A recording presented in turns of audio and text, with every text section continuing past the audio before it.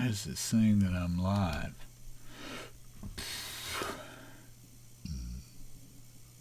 Excuse me.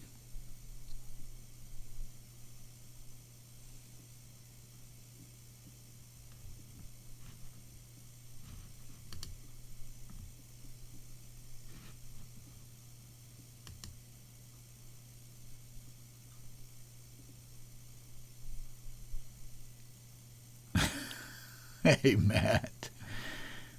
Oh, God. That's pretty bad. I don't know what I did. I'm so buffered right now. That's probably about a 10-second delay. Yeah, I was determined to get this thing working. Hey, Matt, I appreciate all the information. I appreciate all that information. When we started talking, maybe I'll bring that up about the reverb units, the vintage Fender reverb units. Hopefully this continues to work. Uh-oh.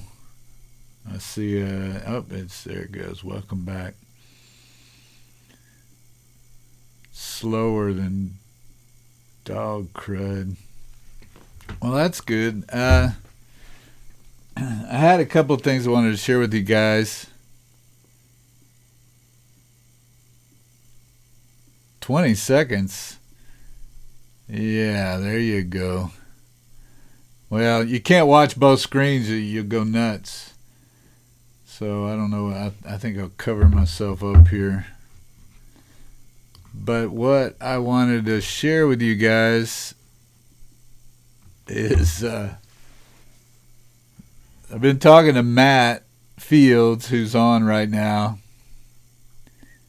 and we had a little discussion about reverb units because I have two of them. One's a new reissue, one's an old vintage one. I've got the old vintage one right here. I'm going to show it to you in a second. But it dawned on me that the new ones... here, let me show you.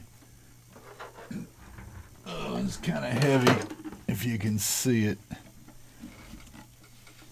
There we go. Oh, darn, I got a sad face on here. I don't know what that means, but hopefully I need to... This thing is pretty heavy. I need to look over here. Stream health is kind of an orangish.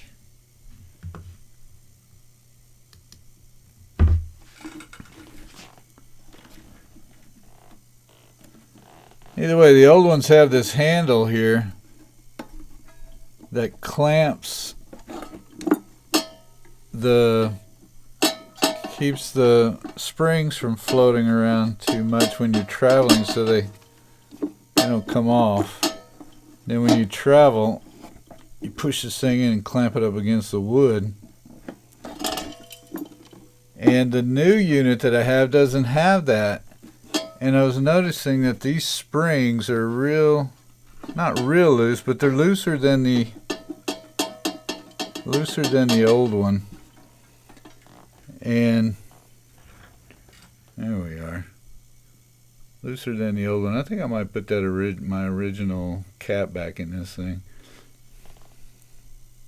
Darn it. All I have is frown face, the last thing I see here, but it looks like I'm okay. Can anybody see this reverb unit?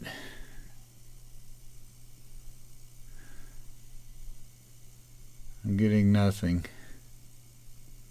Messages. What brand is the new unit? The new unit's Fender 2, and it's over there. I don't really want to. I did it. My last video that I did was of the new unit. So you can kind of look at that video and see what it was.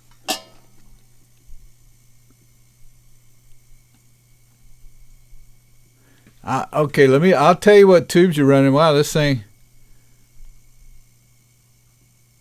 Well, somebody messaged me the other day, a subscriber, and said that there's an older unit reissued that had the handle on it, the spring retainer.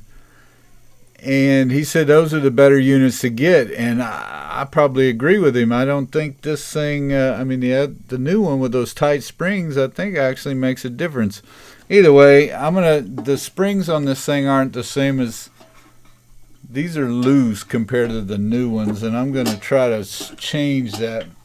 But that was something we were talking about, because I think it actually makes a difference in the sound of the reverb, and you wouldn't think it would do that, but that's some of what this channel is about, is all the things that affect the tone on your guitar, on your amp, in your reverb unit. But let me get back to tubes in my super reverb. Everything I use is too darn expensive, and probably not necessary, but that's all I've ever used, and they're all new old stock tubes. But I use RCA black plate. There's some other good tubes out there that are old, maybe Sylvania's. I think Stevie Ray Vaughan used some Sylvania, but I forgot the type. Anyway, I use the RCA black plates, and my favorite tube in V2, which is the second position, is the Amperex 12AX7. I'd probably use all Amperex if I could afford them, but I do like RCA preamp tubes, Amperex, and that's pretty much it. But I've got a hodgepodge. I've got GE, I just bought a bunch of used tubes, and I just kind of switch them out. I mean, right now in my other reverb unit, I have a Brimmer, some of the English-made tube. 91 Fender DeVille 212. I just got a Fender DeVille, got it for $600, best amp I've owned, perfect for rockabilly. Yeah, the 212. I had the 410, and it was okay. I played it for years and years. But yeah, the 212 is, I think, more like the Deluxe, maybe. I can't remember. The Fender Deluxe DeVille or something, but yeah, those aren't bad amps. Replacement springs. Let's see, for what? Can you still get replacement springs? 61 LPSG. Let's see. Probably not. If you're talking about the reverb unit and the suspension springs, maybe on eBay for $100. Who knows how much they'll sell those things for. I'm hoping I can modify my other ones, maybe stretch them out a little bit, and then cut a piece off on them, and hopefully hook it back in the little hole and make that work. Make them just a little bit looser, because these aren't as loose on the old unit. Yeah, that's it, the STR. Thanks, Matt. Those are the tubes, the Sylvania STRs. Yeah, the springs for the reverb, I don't know. I'm going to go on eBay and look and see if I can find those. I don't know if it's absolutely necessary, but I'm going to just try to get the reverb pan to float around a little easier so that it's not so tight in there. The thing is, you can barely move it. It's so tight, and I don't think that's a good thing. Yeah, the Hot Rod DeVille. I had one of those for years. That was the amp that I sold before I bought all of my vintage amps. And that's what I think originally I was going to show you guys. I guess my sound's okay. I've got this brand new Yeti microphone. Check that out. And I think it sounds good, hopefully. Whoa, I'm in the red right there. Okay, but this is kind of what my rig is right now. After I sold the DeVille, I started buying these amps, and lately I've been playing through the 60 Bassman and this super reverb right there, and you get kind of a big wide stereo effect, and man, does it sound good. But try the local Ace Hardware. The small stores have a wide selection. All the Aces went out of business for around here. Well, there's one, I think. I mean, Home Depot put everybody out of business. But yeah, I was gonna play my guitar. I think I've got a little bit better handle on how to keep from blowing the microphone away, but I can't do it now. I've made a pact kind of with myself because of my neighbors that I would shut down at 7 every night, because after 20 years I finally had a complaint, and I'm surprised it took 20 years. Yeah, that's a good mic. I mean, that's what all the bloggers use, But I wanted to be able to record guitar on it too. And if you didn't see that Voodoo Child that I did, I said, this is it. This is the studio tone. I did it with this mic mainly. It does really get the bass, and it's a little bit tough to dial everything in, but I'm getting it. So I run 2 as well, my DeVille and a 72 Garnet. Well, I never even heard of a Garnet. I'll have to check that out. Oh, I wanted to show you guys something. One of my subscribers from Germany, the PCB amps suck. Yeah, that's true. Well, Matt swore off. Well, yeah, not everybody can swear off the new amps, because the darn old ones are too expensive. No, $1,500. Buy it now. Go run out there and get it now. $1,500. If it's original, that is a great price. I paid probably $1,800, I think, for both of mine. Now that's the one amp I think everybody can still afford. Is the Canadian amps. I see, yeah. I'll have to check the Garnet.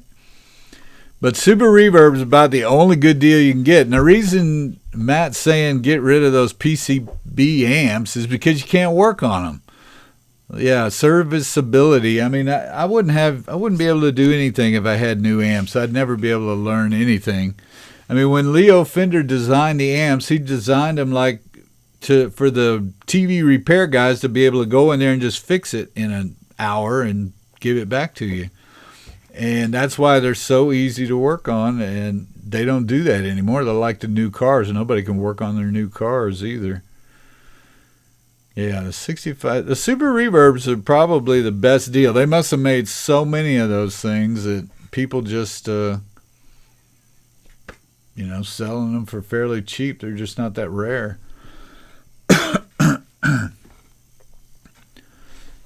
Oh, wow. 1992, bought a Super Reverb for $650. Yeah. It wasn't so hard to find them back then. But if you get a point-to-point hand-wired amp like one of those Super Reverbs, which really I've hardly ever had to do much to them. They seem to be pretty dependable because they're not that old, not like the Tweeds. But you can work on it if you have to, and you can learn how to work on it.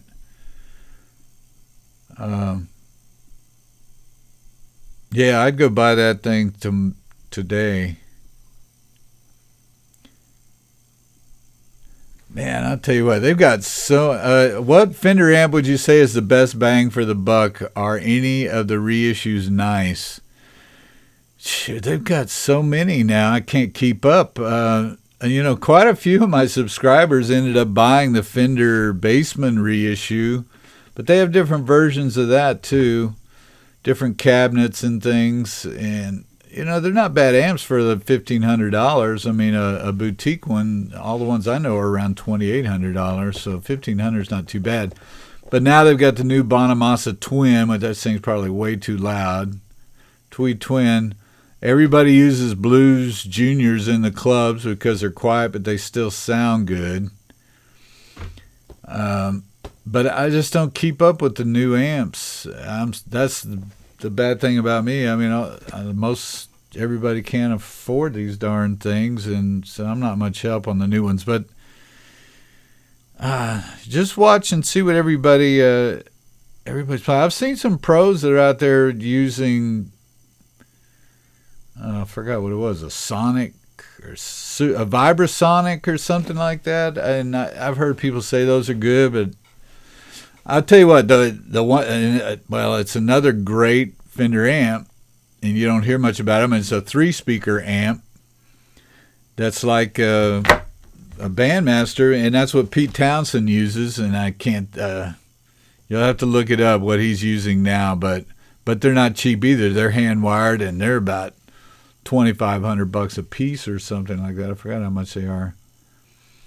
Matt used to find Tweed amps in the trash. Yeah, those days are over. Oh, man. Have any amps taking up too much space? Out of the kindness of my heart, I could help you store some. Yeah. Well, luckily all my kids moved out, and now their rooms are all full of amps. I don't really have that many. I've got 8, I think. And they all seem to be very happy in their little rooms here and there. Let's see. Refurb 1946 Supro pedal steel amp. Yeah. I bet you that Supro. I mean, in the 40s, I don't know. Those amps were pretty weak.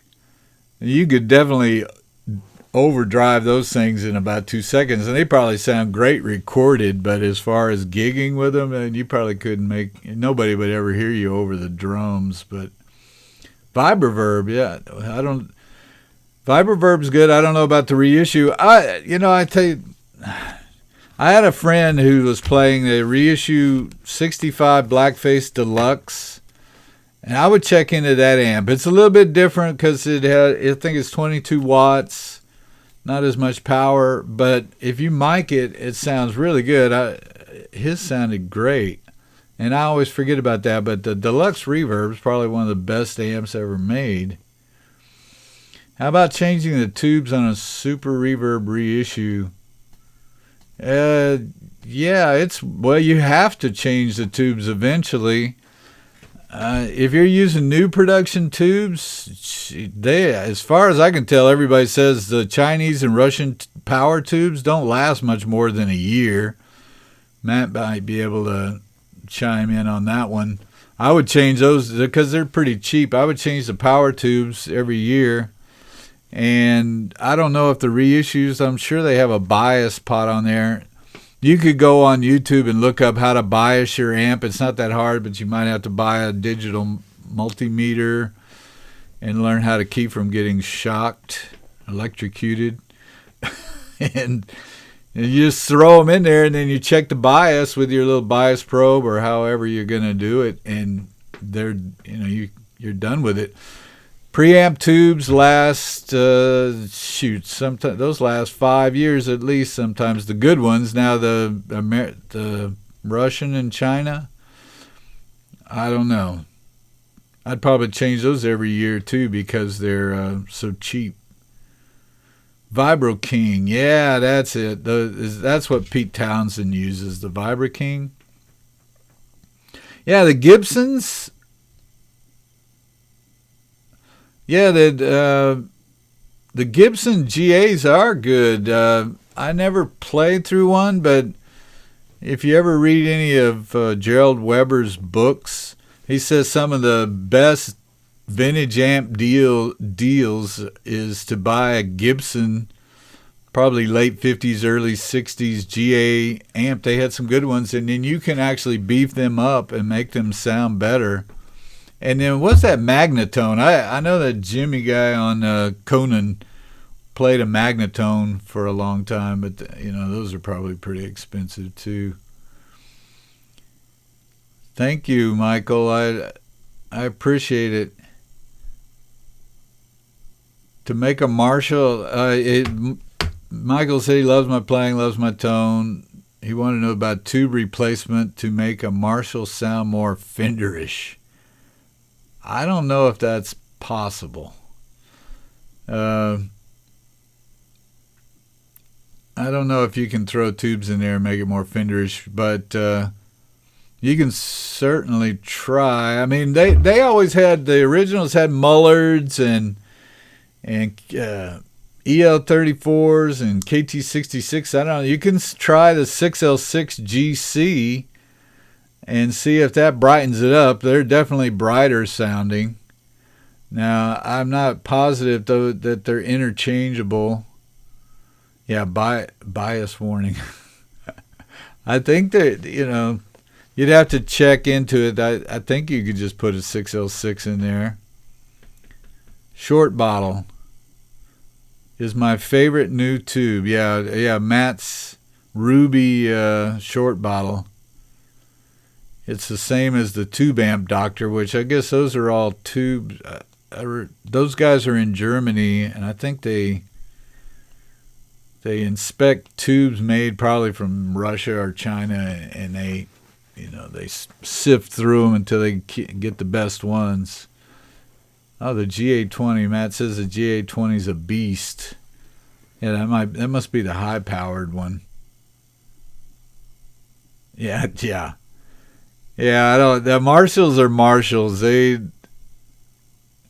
sound pretty Marshall-y. I mean, I actually bought, because of you guys, I bought the Marshall 50 years history or something, and I was reading about how they took the basement amp and changed it to make the Marshall sound and put the 12AX7 instead of the 12AY7 in the first tube socket. But yeah, they definitely have their own sound, and they were very proud of that sound, so I don't know if you can Fenderize it. But, well, this is good. I don't know what I did.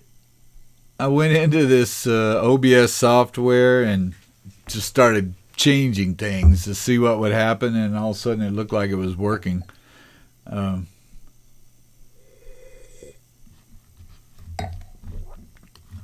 Let's see. One thing I wanted to show you guys is Matthew, I forgot his last name. You guys have probably watched some of his videos. He has a ton of really nice vintage Fender guitars. He's always got a new one. I don't know where he gets those things. Matthew Scott, maybe? Either way, he asked me the other day, he's got a Super Reverb, and he said, you got any advice on changing the electrolytic capacitors? I was just reading the comments out. Some said that Marshall sounds like a Fender that's broken. Either way, if you ever get an amp that you can actually work on, you have to change the capacitors probably at least every 10 years. Some people suggest 6 years. And I'm probably due if it's 6 years. Yeah, Matthew Scott. He asked me if I had any advice on changing the capacitors, and I have a lot of videos doing it because I learned how to do it while I was doing the videos. So when you see me doing that, I actually went to an amp camp, Gerald Weber's amp camp, north of Austin, Texas, and spent a weekend there. I didn't learn as much as you would think, but it was all these experiences kind of rolled up into me figuring out how to work on these things. And he actually has videos that show you how to do it. But I'd forgotten that I made this contraption. I wanted to show you guys this thing. And it looks like a crazy thing, huh? And I forgot about it because I use it all the time when I change capacitors in my amps. And what it is a current limiter. And if you go on Uncle Doug's channel, Uncle Doug has instructions on how to build a current limiter. And this is all it is. I actually mounted it today on this little piece of plywood because before I just took a 2-wire extension cord and wired it in series into this light bulb, which wasn't the correct way, but I've been using it that way for years and it worked. But what happens when you change your capacitors, if you made a mistake, to be sure that you don't blow anything up in your amp, you take this thing and you plug it into the outlet, and then you plug your amp into this outlet that's right here. You can plug it into either one, And when you turn your amp on, all the current that's going, all the electricity that's going to your amp is it goes through this light bulb. And this is Uncle Doug suggested a 250. Gerald Weber says 100 watt is good enough, but I went to the 250 because he said it had less resistance. And so if this light bulb, if you've got something shorted out in your amp, you did something wrong, this light bulb will light up really bright and let you know that it's drawing too much current. So if you turn your amp on, this thing will come on and then dim down real low. That's a good thing. That means you've done everything right probably. And but if it lights up bright, which I've never had that happen yet, but if it does, you can turn your amp off immediately. You don't hurt anything. So it's just kind of a safety mechanism when you're working on amps. And most guys use them religiously, so just Uncle Doug, he'll show you how to build one if you ever decide to work on amps. Let's see. I'm getting Parabot 2. I'm getting bulb envy. What's bulb envy? Kind of swell when they are going bad. Oh yeah.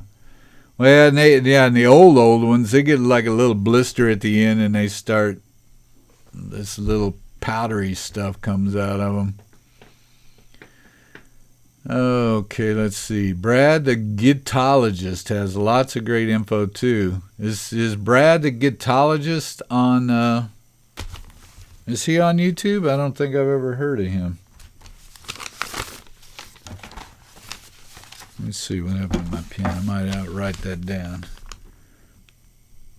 Yeah, I mean, it's amazing. YouTube and Google and everything else. I don't know where we'd be without that stuff, because if you ever have a question, all you have to do is Google it.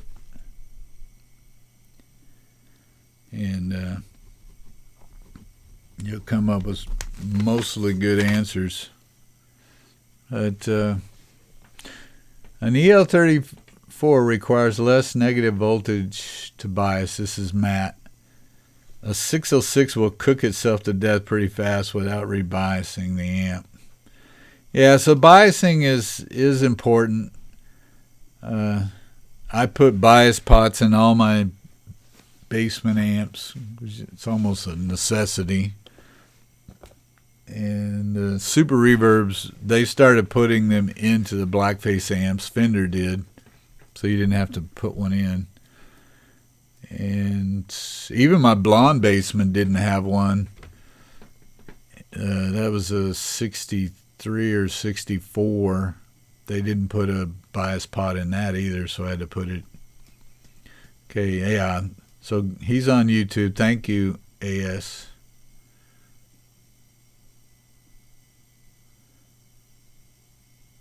Well, shoot.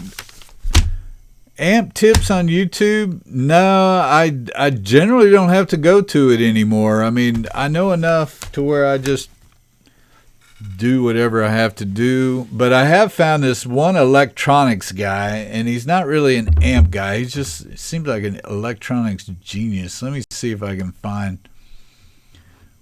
out. He's got this room full of every oscilloscope and instrument. I know you guys have seen him. I think he's Mr. something. Jeez, what was his name? Mr. Carlson's Lab. I watched him. Now, I don't know. He gets pretty complicated. He's probably not a great guitar amp guy, but he's a good tube electronics guy. But then when he starts building stuff, it's so complicated that I just kind of get off, because there's no way I'm going to start building any of that stuff. He's got all kinds of crazy things going with. Today I saw a deal about flashing and how to wear out your preamp tubes, and he showed it, mostly European tubes. When you turn them on, it'll big bright flash on the filament, He said that'll burn them up pretty quick, and he came up with a resistor method to. And I said, "There's no way I'm going to do that to my amps." But yeah, Mr. Carlson's lab. Yeah, he's in depth. Too much. You want something a little simpler when it comes to the amps. But he does have some cool information. I don't watch much of Uncle Doug, but you might check him out too. I think he's more of an amp guy. My favorite amp switcher, AS wants to know which amp switcher, ABY switcher I use, and I don't know if I can show you. Let's see, where am I?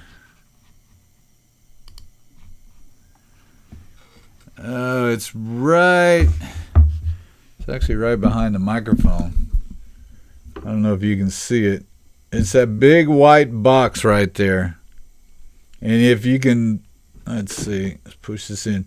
If you see the top of it, it says Frampton, which was actually designed by Peter Frampton. There it is. You can see the three switches. It's got A, B, and C. I've got the basement and the super reverb hooked up to it. Now, I can actually hook up 4 amps if I want to go to the tuner out, but the tuner out doesn't have a switch, so it would be on all the time. But I love that thing. So unfortunately, they don't make them anymore. They do sell them used. I've seen them on reverb.com. I don't know why they stopped making them. I think they're one of the best ones ever made. But they weren't cheap. I mean, I bought it for, I think it was $325 or something. Yeah, hopefully I didn't lose you guys. It's kind of slow here on the comments. But that's a good one. Yeah, a pair about want to know how long I've been playing. It's almost embarrassing to say now because it seems like my whole life, and now that I'm getting older, that's a long time. Let's see, what did I figure out the other day? It was 47 years or some ridiculous thing. That's crazy. Yeah, I think I've gotten worse. My fingers are all worn out and getting all kinds of strange little clicks, and I don't know, I think it's arthritis. Yeah, the amp switcher, that particular one, I love it. It's got the ground lift switches, which they all do. It has the phase switches, which a lot of the good ones do, but the phase switches on this one are internal, so that's kind of a pain. But thank you. I appreciate that, Parabot. Parabot said I still have the chops. Well, you'd be surprised how much it takes me to play to keep the darn things working. But yeah, the phase switch on those amp switchers is real important too, because if you take a super reverb and a bassman, chances are they might be out of phase if you put them together. So the phase switch, all it does is you switch one of the amps and it makes the speakers work together, so they're moving together. Speakers can go opposite of each other, and that's out of phase. And the phase switch will make them to where the speakers in both amps are working together. If you play two amps together out of phase, it just sounds strange. It sounds like you got surround sound on or something. It sounds like the sound's coming out everywhere, and you might lose some bass. Sometimes it sounds pretty cool, but generally you don't want to do it. Yeah, the Jimmy Tone. Matt said I'm developing the Jimmy Tone. I was super happy when I got the Voodoo Child tone, because I've done that song 50 times on YouTube. But one day it dawned on me, I was listening to it going, shoot, let me try turning the bass up on this amp. I always keep the bass on those things down to about 1.5. And I turned it up to 8, and all of a sudden I had that crazy bass sound that Jimmy had. And then I read on Wikipedia that he used a Bassman, but somebody told me it was a Bassman head, so that would have been probably more like a blonde head, because those were real popular back then. But I think it sounds more like my Bassman. I mean the tweed Bassman, not the... I have the blonde, and it sounds a little bit different. Budget single coils for 96. Any suggestions on some good budget single coils for a 50th anniversary Squire that has ceramics in it? You know what? Yeah, as far as budget goes, I've been looking at some of these pickups, and they're darn expensive. I mean, some of those Dunlops are $300 a set, and I forgot what they're vintage something, or I forgot. But they're all the ones that I've seen are in the $250, $300 range, and I'm going, man, that's crazy. Yeah, and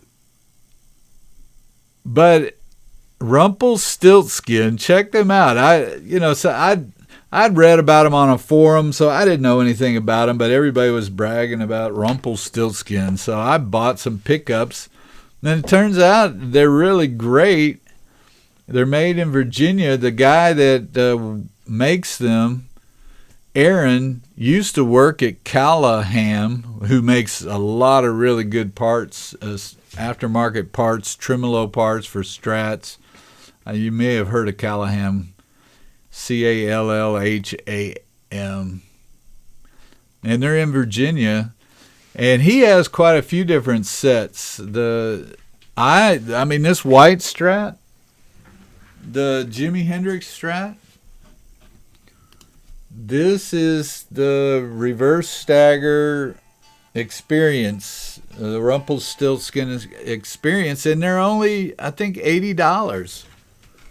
So, shoot, I told Aaron after I saw those other prices, I said, man, you need to raise your prices. Yeah, the 5762, I hear that a lot. It might be from Matt. My neck gets sore when I play a lot. That's why I keep rubbing it. But, yeah, I don't know how much the 5762s are, but I'm telling you, for $80, you can get a good set of pickups from Rumpelstiltskin, and he's got a website. He's got the Gypsies, he's got the Experience, but then he's got about 5 or 10 other kinds, all kinds of different ones. Older sounding ones with form bar wire, which is more like the pre-CBS pickups.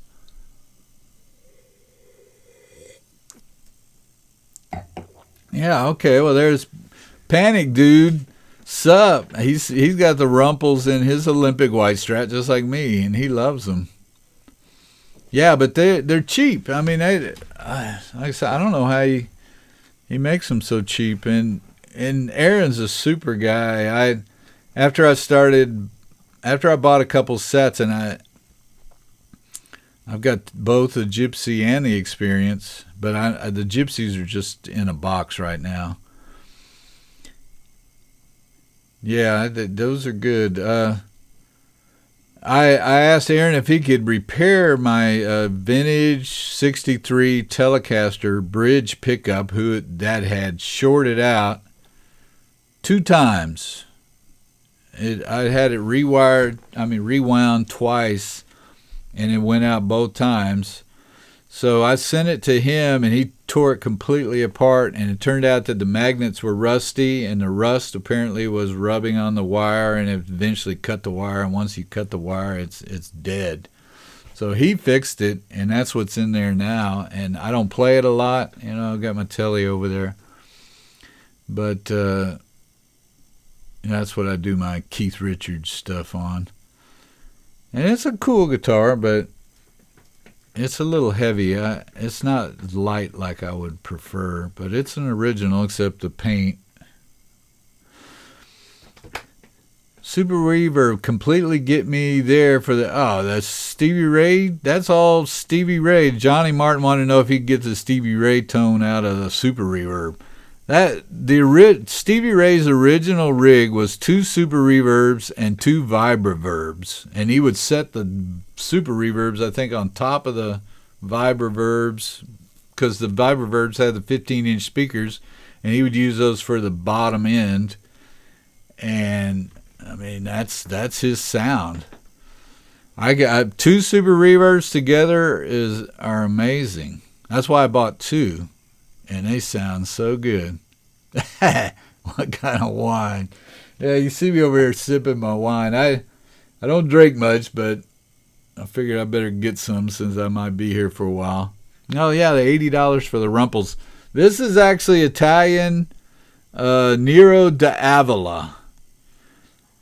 From Sicily. I have a kind of a connection to it because my son-in-law is from Italy,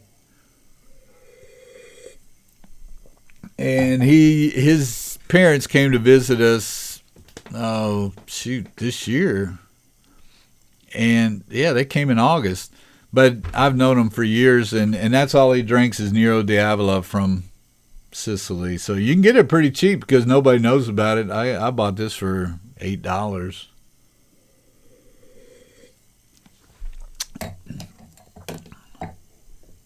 How he play? Oh, I'm looking at Parabot. Let's see. Is the juice in the roller string tree worth the squeeze? Roller string tree. Oh, glad I tuned in.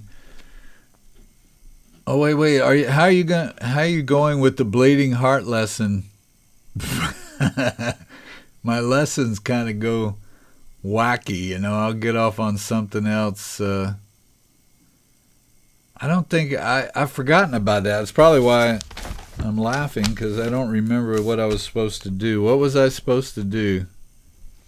Did I do some parts? I get, like I said, I jump around too much because I got so many things going on. Bleeding Heart. Oh, that's what I wanted to play for you guys. And you got to. My buddy in Germany sent me this Voodoo Child version. Sorry, let me get back to let me know what I'm supposed to do on Bleeding Heart. I'll work on it. Let me go up here. Roller string trees, screw those things. Don't mess with those. Get the vintage ones, because I'm telling you, everything adds mass to your guitar. And when you change the mass on your guitar, you change the sound of the guitar. I mean, I did notice that on Jimmy's, I think his late 60s Strats, he had the new Fender bigger, heavier tuning keys, which I'm thinking probably be okay because, yeah, well, you know what his guitar sounded like. But this one has the vintage style tuning keys, but it also has the vintage style tree on it. Anytime you add a bigger chunk of metal on there, it's going to change the way the strings vibrate. And that's why I hate locking nuts. I hate the big Floyd Rose whammy tremolo bars. There's so much mass there.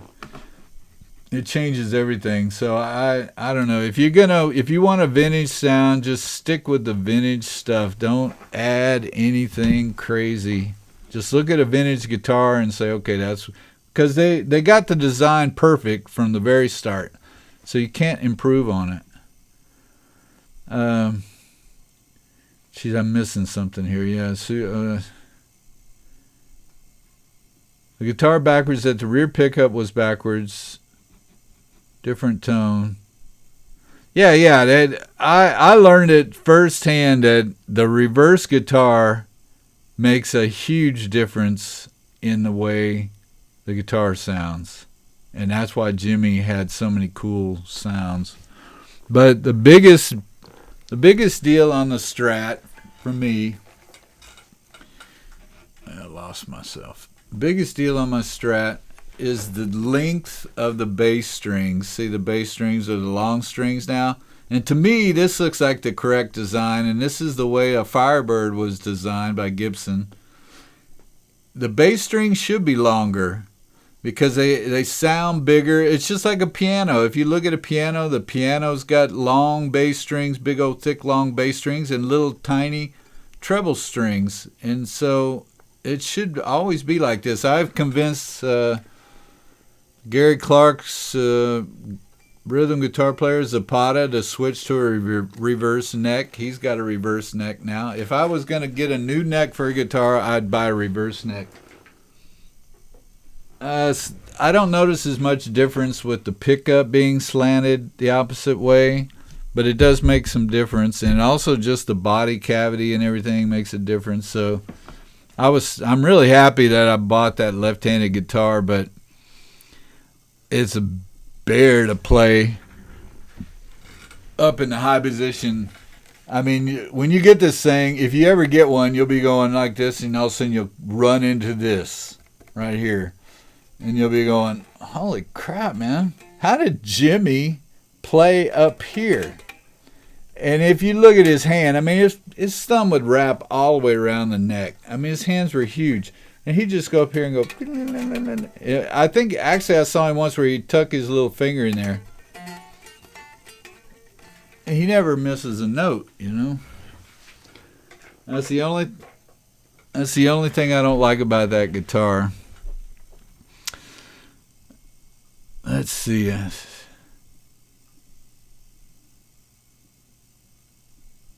Yeah, well, that's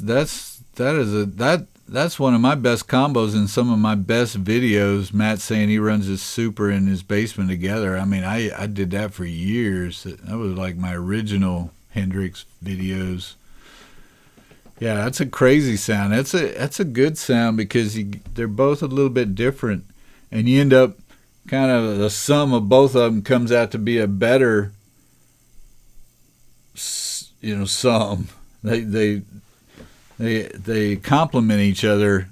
And then if you stick two basement amps together, I learned this when my wife came in here and yelled at me, is you just get the same tone, but it's twice as loud. And it is loud. I mean, it's like going through a stack at that point. Tasmania. Wait, I got 45 Calypso. I know you disabled the tremolo. He says, I have a 64 Super Reverb. I know you disabled the tremolo for extra gain, but I think the trim is one of the best things about the amp. Man, I'll get back to that one. 45. I'm going back up here a little bit. Yeah, okay. All of a sudden, I'm getting more people on here. But, I mean, the best fuzz for me is that Dunlop, the red fuzz face. They came out with so many, it's confusing. But I like my little mini fuzz face, the FFM2.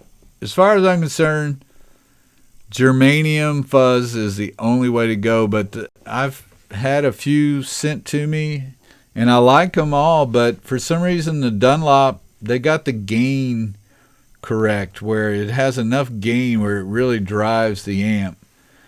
So any of the red germanium fuzz faces are pretty good.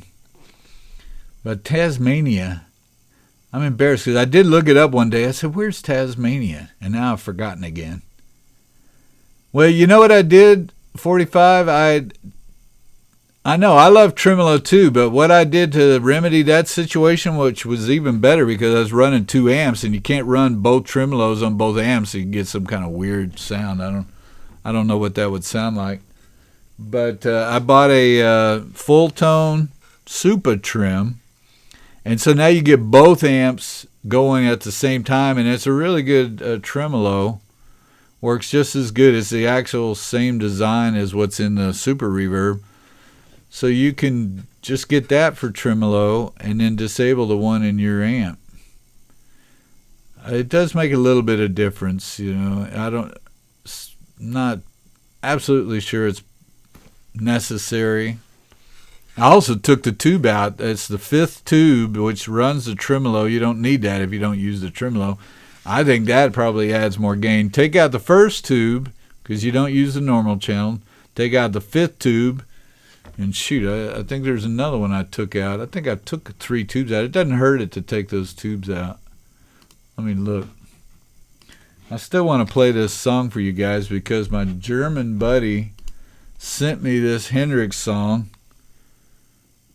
and yeah, he sent it to me on Facebook because I couldn't download it.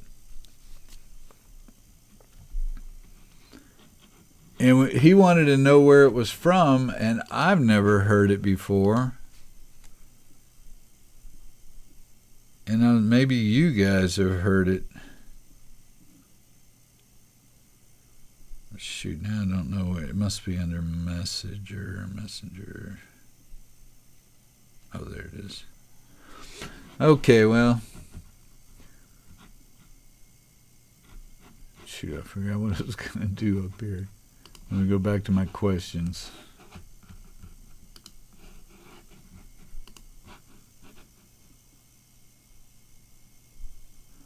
Yeah, TS-808 with a super reverb. Yeah, I mean, it's almost a necessity to have a TS-808 or a OCD or something. You can't hardly live without those things. And just keep the gain down and the volume up.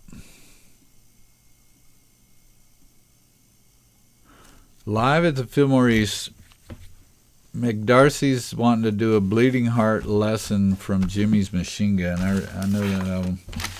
Okay, but let me see here. Darn it.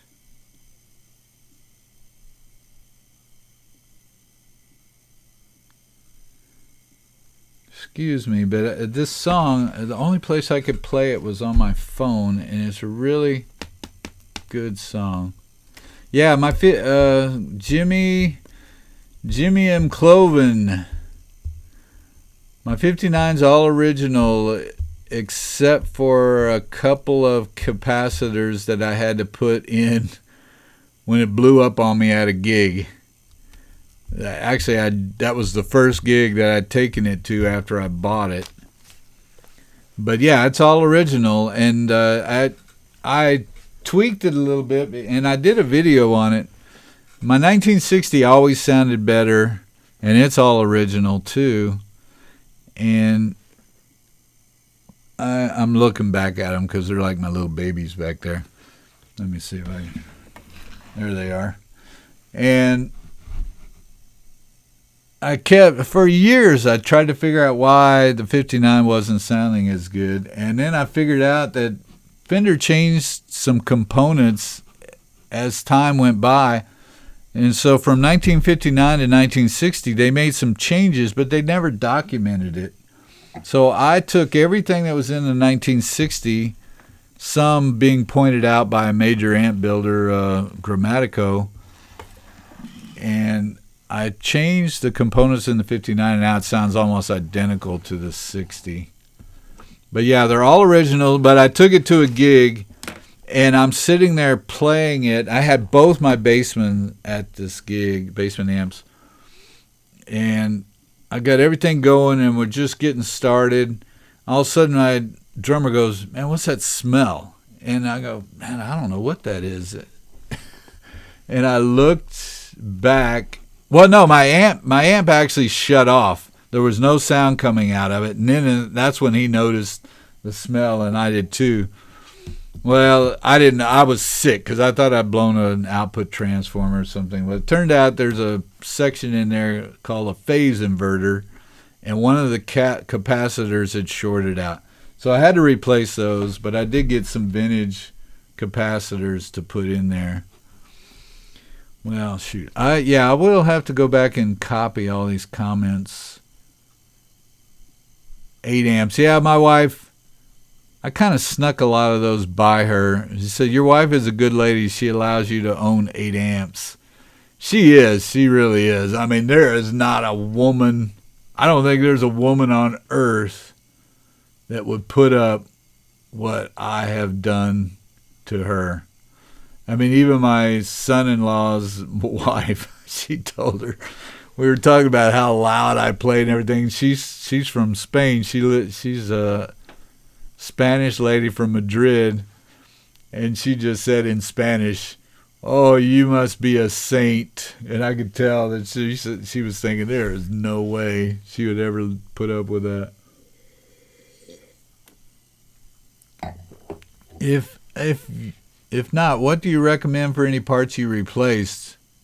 Leslie West tone. Oh, I'm glad somebody mentioned Leslie because I had to tell a war story about Leslie. I haven't heard Flowers of Evil, but I probably have and just don't know it. I haven't listened to Leslie in ages. But parts, I'm a new old stock, which means old components that are either have not been used and been sitting on shelves for ages, which are very risky because they go bad just sitting there. But I'm just a new old stock kind of guy. I will always try to find the original type parts. You can't find some of them. The Astrons you can't find, so I go with they have Astron paper and oil capacitors, and that's what I put in the 59 Basement when I blew it up. But paper and oil seems to last forever, and they've been great. I bought four matched ones actually from a guy in the Netherlands. I mean, I couldn't even get them here, so you really have to look around on eBay. And I go through all the new capacitors too, and I haven't found any that I really like. I'm still experimenting. But let me tell you guys my Leslie West story. Military grade components probably in the 50s and 60s. Yeah, if you can find them. Okay, Felipe removed those tubes a long time ago, the V1 and V5 in a Super Reverb. That's what I was going to do. I'm sorry. I was going to look up. There's a thing on just Fender preamp. Just Google Fender preamp layout. Dang it. Where am I? I'm getting...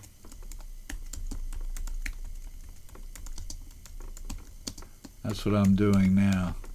And you'll get a website. It's called KCA New Old Stock Tubes, KCA NOS Tubes. And you go there, and it gives you all the positions and what tubes they recommend. And here we go. Tremolo is V5. First gain, V1, V4. Actually, that's it. I'm sorry. That's pretty much all you can remove.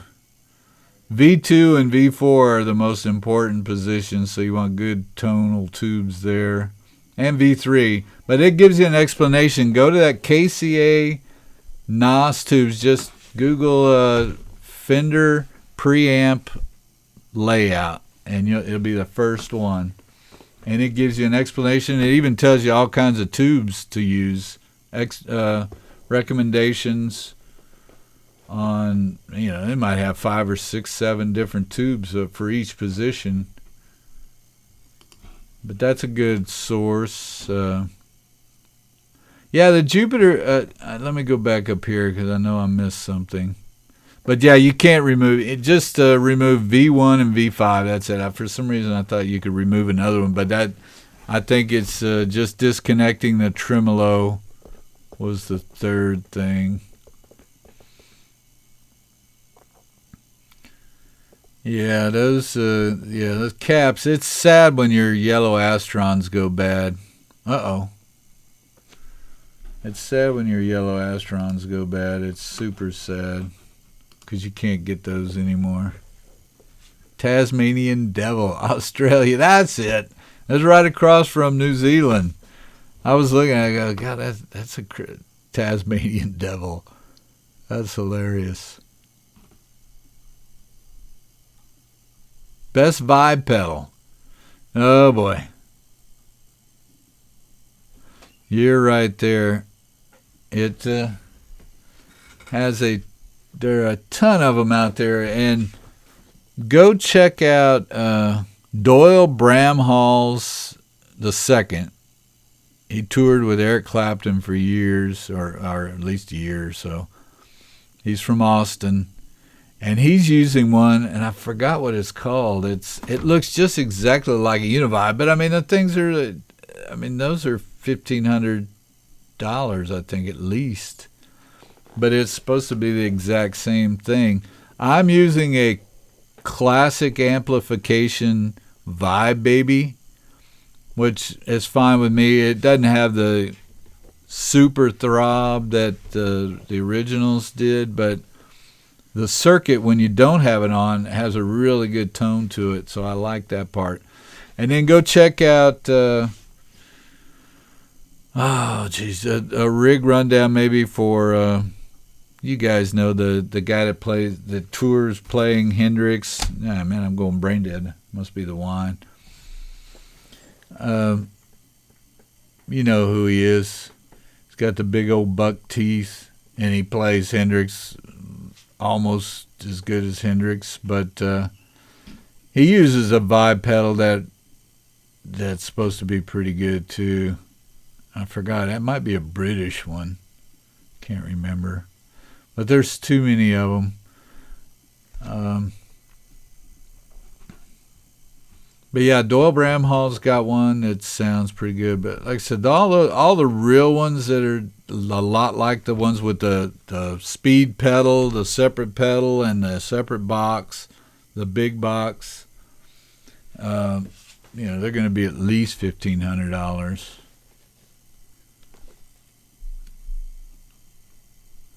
Okay, Matt's saying Jupiter Vintage Tones are my favorite. Yeah, paper and oil caps last forever. I wish I had one of them here. I had the other two of those four that I bought were just sitting in a box, so I stuck them in my reverb unit. If I need them for an amp, I'll take them out.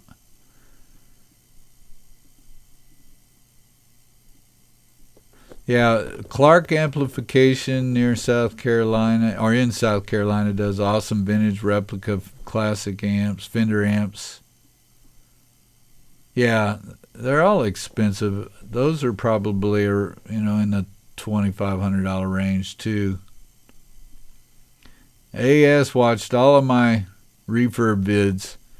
Yeah, I'll tell you what, I think the most valuable one on there is when I compare the 1960 circuit to the 1959 circuit that I had. And the surprising thing that I found after doing that video was that the reissue Bassman circuit, if you pull the new Bassman off the circuit for the new reissue, or the ones that they've been doing for the last 10 years or whatever, 15, that circuit is exactly like my 1960 Bassman. So they went through all their iterations of circuits and they picked that one because they knew it was the best sounding one. So I'll give Fender that much, that they did. I remember reading that they had done a lot of research to find the best one, and they picked my amp, the 60, the exact same circuit. That's why I changed the 59 to match the 60. And the only drawback from it all is they have to use new components and they have to comply with all the new regulations. So that's why there's so much extra stuff in there, keep people from getting electrocuted. And the new components, they have to cut back on cost, and you can't get all the great tubes. So that's why they don't sound exactly like original. But the circuit's the same. Greenville. Wow, how many people? We got 15, man. We keep adding. There's more people coming on here. Oh, yeah, Randy Hansen. Thank you, Dalton. I've been watching Randy quite a bit. Randy uses a vibe. Check out whatever vibe pedal he's using, because I'm sure he's pretty picky. But like I said, classic amplification. They're out of Washington. So it's Washington State. And I don't know if you can see it. It just looks like it's right there. Looks like a wah-wah pedal. It's that one. That is this one. Where am I? This one is my wah-wah. And this is the vibe pedal. And the cool thing about it is I can adjust the speed like a wah-wah. And I can push it all the way down. It goes into true bypass. Or I can push it all the way back, and it goes into cancel mode. The only thing you can't do is set the speed in a different place and turn it on and off like the original units could. Eric Gale's Vibe player you were thinking of? No. It was Randy Hansen. Doyle uses Monterey. No, Doyle's got a new one. He's got. Let me see. I think the Vibe is made in Austin. That's why Doyle's from Austin.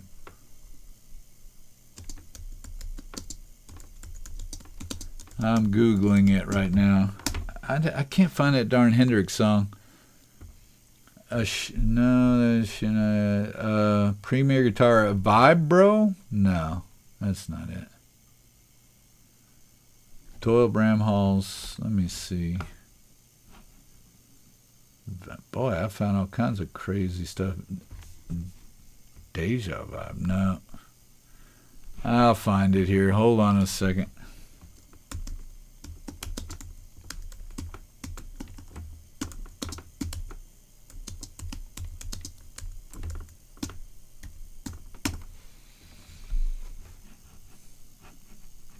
Okay, yeah, Doyle Bramhall's Rig Rundown.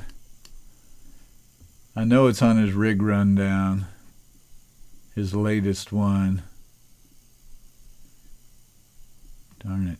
Everything's slow when I'm streaming. Wow, how long we been on here? Let's see. It's a video. I probably won't be able to watch it. I've got pictures of everything. But I don't see that pedal. Darn it. Well, just check out his Rig Rundown.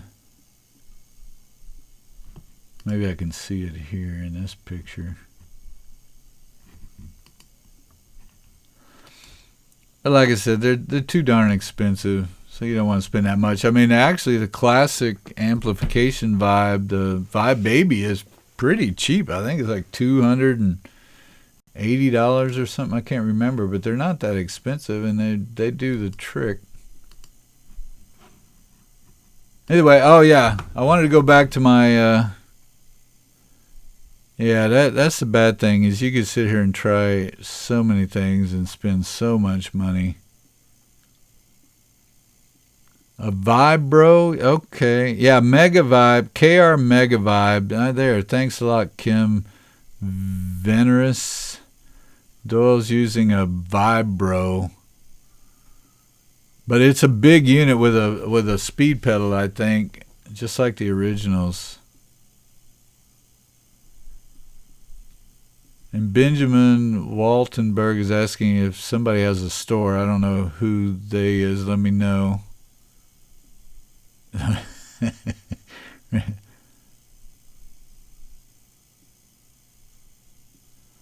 Yeah, Matt's selling his clones, and you guys better get on board there. $1,500.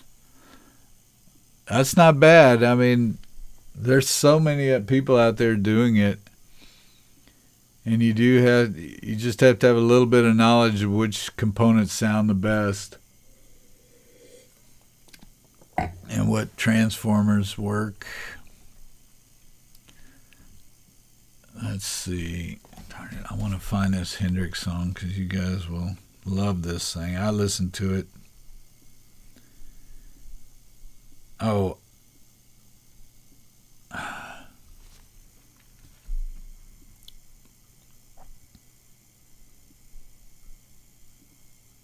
Yeah, go to bed, Jimmy. I know what you mean. It's almost 10 o'clock here. I appreciate it. I think I got this thing working. Am I high def? I'm not low def, right? I was wanting to be sure I wasn't at 240p or whatever I had last time. Mojo Tone 50-watt Marshall are the bomb.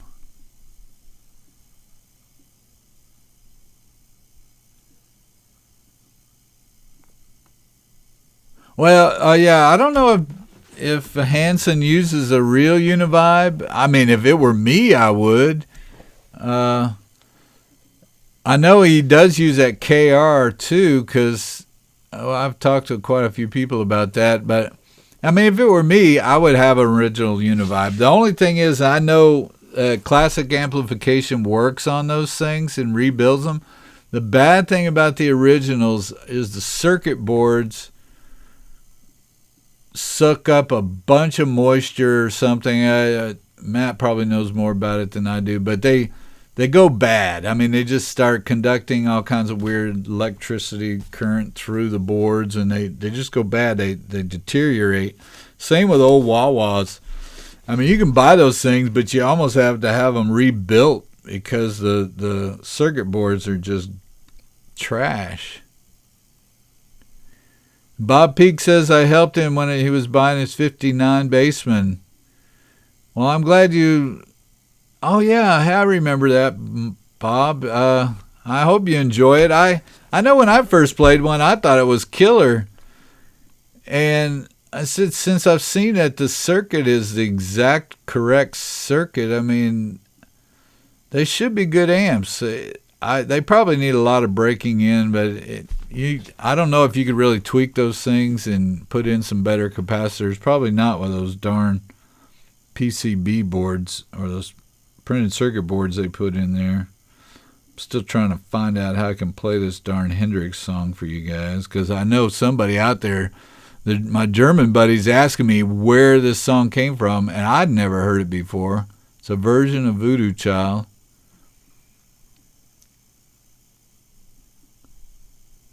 Yeah, the Vibe Baby is a good vibe. I've been pretty happy with it. I actually sent it back once and had Brad at Classic Amplification tweak it a little bit. And I think all of his new ones are like mine is now.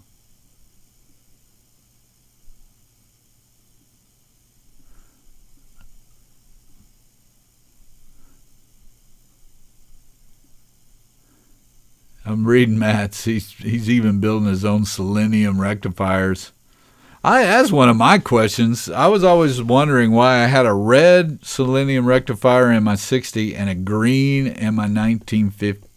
No, green in the 60 and a red one in the 59. I could not find anything that showed anything about a red selenium rectifier.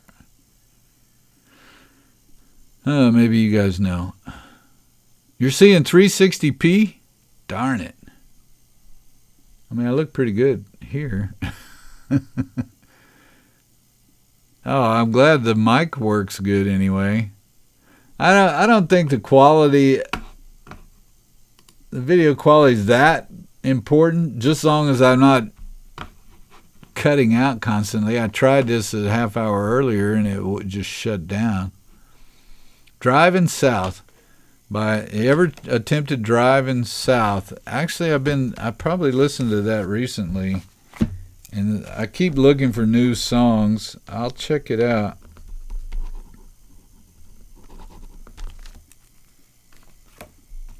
Yeah, the PCB Bassman isn't moddable. That's the only bad thing. I'll look into Driving South.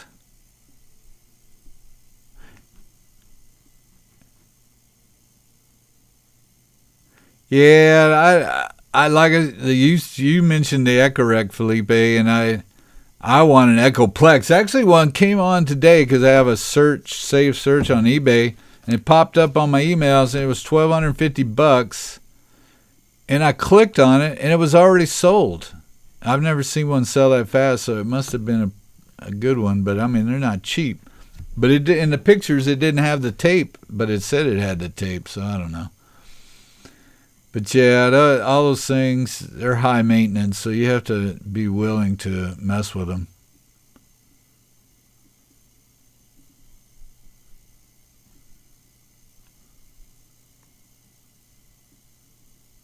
Bob. Oh, Bob. Wait a second. That's right. Oh, for some reason I keep... Yeah, now Bob, I thought you bought a reissue, but you bought the real deal. Oh, yeah, well, you can't beat that. I mean, you got lucky, and I think you got a really good deal on it too. That's great. I'm glad I could help. Yeah, because there's a lot of people on the internet. You can go to, like me, if you find an amp that you want to buy. I had a guy the other day that wanted me to recommend this amp, and it was, I think they were selling it for $8,000 or $9,000. So I think you'd probably get a better deal. But it was all original Bassman, and he bought it, and I never did hear from him to find out what he paid for it. But I tried to get him to offer him less money. But yeah, you can go, a lot of guys will help you. I've looked at them long enough now where you can just look at them and say, okay, that one's original, pretty much. I mean, you have to be a little more thorough than just glancing at it, but for the most part, I can just glance at it and know that it's pretty original. But then after a while, if you start digging in there, you'll find out that somebody moved a wire or did this or that, or something's broken and you couldn't see it. Greg has some new amps. Wildwood guitar demos. Yeah, Greg, I was watching his big thing on Hendrix the other day. That was his hero too, just like everybody else. Still trying to find that darn song. I don't know what happened. I think it's a goner. Shoot, that's Marketplace. Oh, here we go. Oh, yeah. Actually, I've got some new messages from my buddies my buddy in Germany. Shoot, everything's going slow when I'm on here. I think I'm going to have to go here pretty soon. I know you guys are probably getting tired.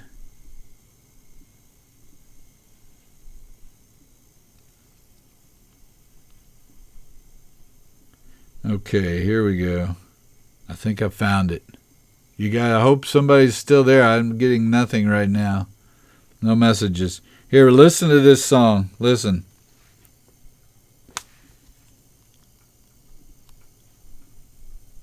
Come on, baby. Do your thing.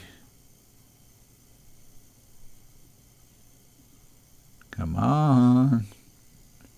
Here it goes. Tell me if you guys know where this... Hey, I actually had a Bassman 10 once, and they're pretty good amps. Why won't this play? Is it because I'm on the streaming? All right, wow, this thing's loading. Yeah, I used to think it was a piece of junk. We bought it for a bass amp back in the 70s, probably. And then one day I played a Les Paul through it, one of those 3 humbucker pickup black Les Pauls. Man, that was a nice guitar my buddy had. And that Bassman 10 sounded so good. Okay, good night, Parabot. I'm trying to get this song to play.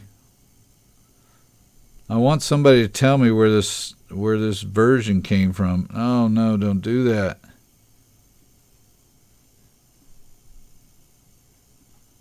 Some reason it doesn't want to play. All right, I'll try to do something on Sunday. Give you guys time to think about stuff, and maybe give me time to get this song to play.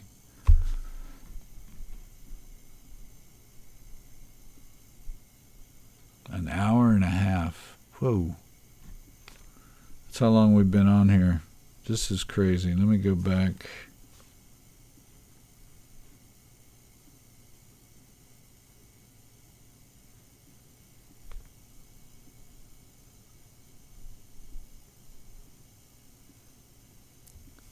Shoot.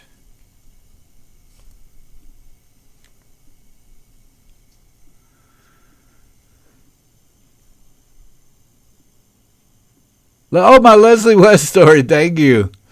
All right. What song is it? I'm trying to find it, Mr. Raoul Sue. I'm trying to play it, but it won't play. I don't know if it's because I'm streaming. Once it comes on, it just seems to be buffering. But here's my story. This is years and years, and since I'm old, I got a lot of old stories, but this thing will play when it's ready. Good night, Bob. We had a party to play at in a fancy hotel downtown Houston, and my friend and I were loading out the equipment. We were standing in this lobby of this big hotel. You know, you could see the elevators going up and down inside, and you could see all the way up to the top of the building. We're standing in this huge lobby with a couple of PA speakers and waiting to figure out where we're supposed to go to set this stuff up. And my friend was with me. He's not with us anymore, but he's my old buddy, and his name was Scott. And I'm standing there holding the PA columns, and he's standing next to me. And I see this guy walking across the lobby, and he looks like he's coming towards us. And he's this big old huge dude with his frizzy hair sticking out. And I was just joking. I looked at Scott, and I said, "Hey, Scott, look, here comes Leslie West." And we kept watching him, and he kept walking up towards us. And then all of a sudden, he comes right up to us. And it was Leslie West. I almost died. It was so funny. He was there probably doing a concert or something, and he saw us with our equipment over there. So he came, "Hey, where are you guys playing tonight?" Or something. He was just, "Here it is."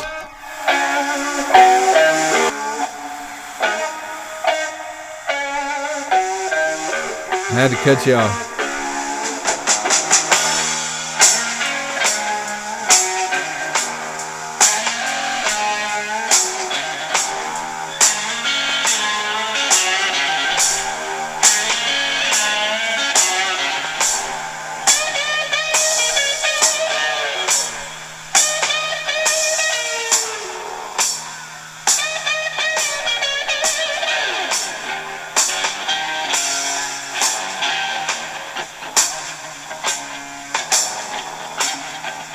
Let's hear my train a coming. That can't be Berkeley. I've heard Berkeley. What Berkeley?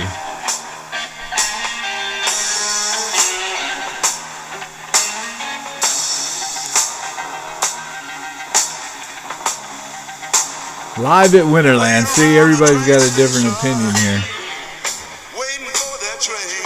I've never heard it.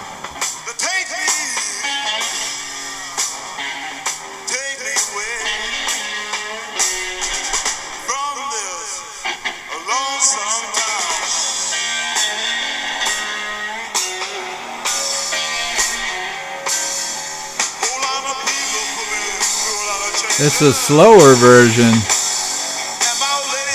Okay, I'm going to hold you to that, Raul. I'm going to check it out. 1970 Berkeley. Well, there's 15 versions of Hear My Train Coming, or 100 maybe. I don't know. But this one I'd never heard.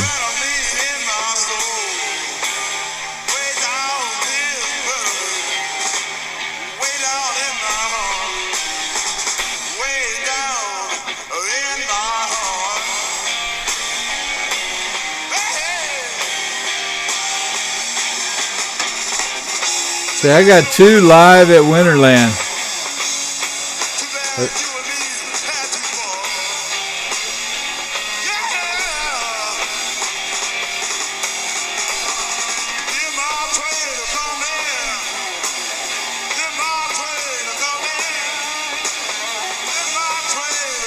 That guy was so bad.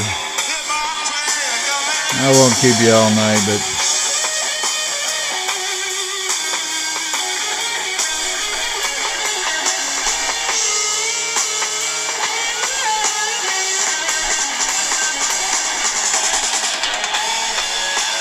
shoot, it's got another 5.5 minutes to go. I have it on the Jimi Hendrix Experience album.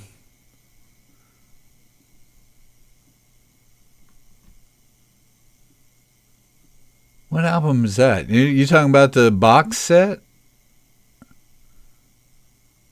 Mr. Lang in Boston, I think, from Argentina.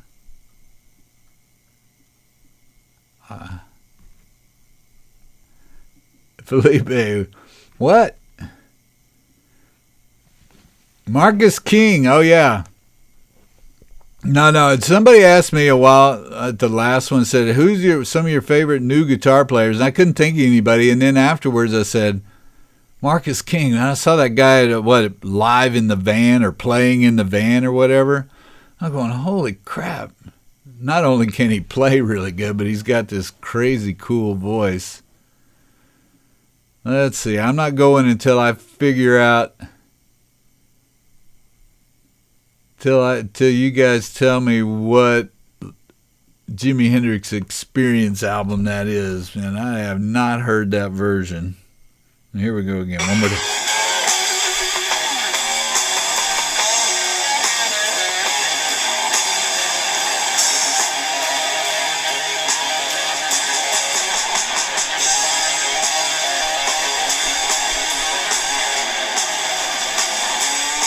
That is Mr. Lang. Roberto.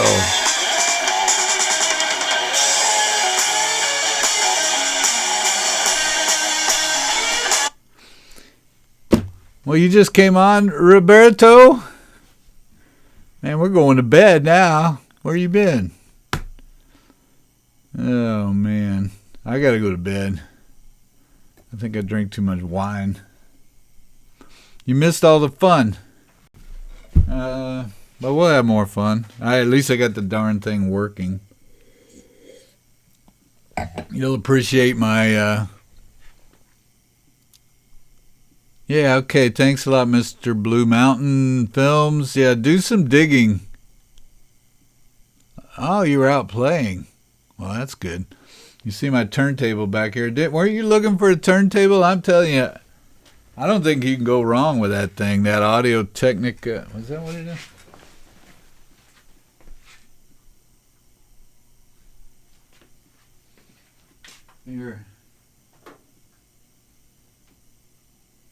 Here, I'll give you guys a little bit of going away music here.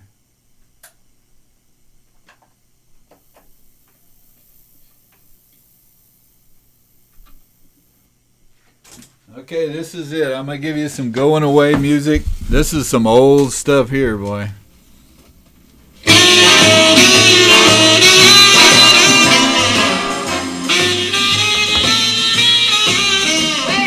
put your tuning close up tight, and you swing them to the left, you swing them to the right, or step around the floor, kind of nice and light, and then you twist around and twist around with all your might.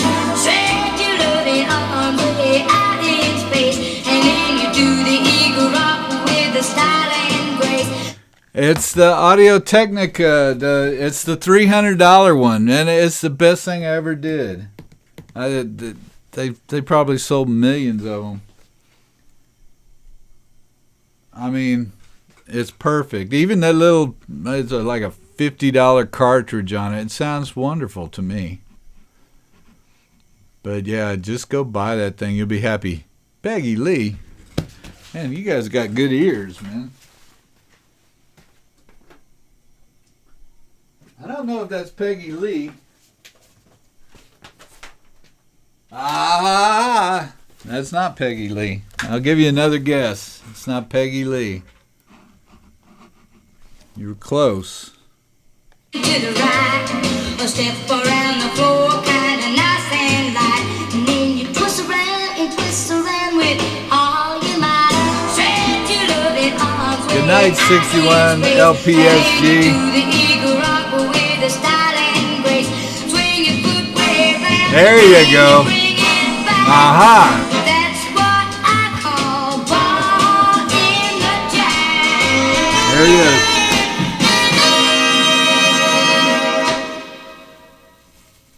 Look at that. I paid a whole $1.33 for that baby. Baby of mine, Pretty baby, baby of mine. pretty baby. Whoops, sorry about that. That's cool stuff, huh? Baby, that's why I love with you. Pretty baby, pretty baby. And All right, I will leave you guys with that. You can dream with that music all night. pretty Pretty baby. I'm gonna go. Pretty baby, I'll say goodnight. won't you come and Here let I'm me gonna. rock you in my cradle of love, and we'll cuddle all the time. Oh, I wanna love you, baby, and it might as well There you go. be you. Whoop. Pretty Good night, guys. Arigato. Thank you. Birdie baby, birdie baby. Okay, here we go.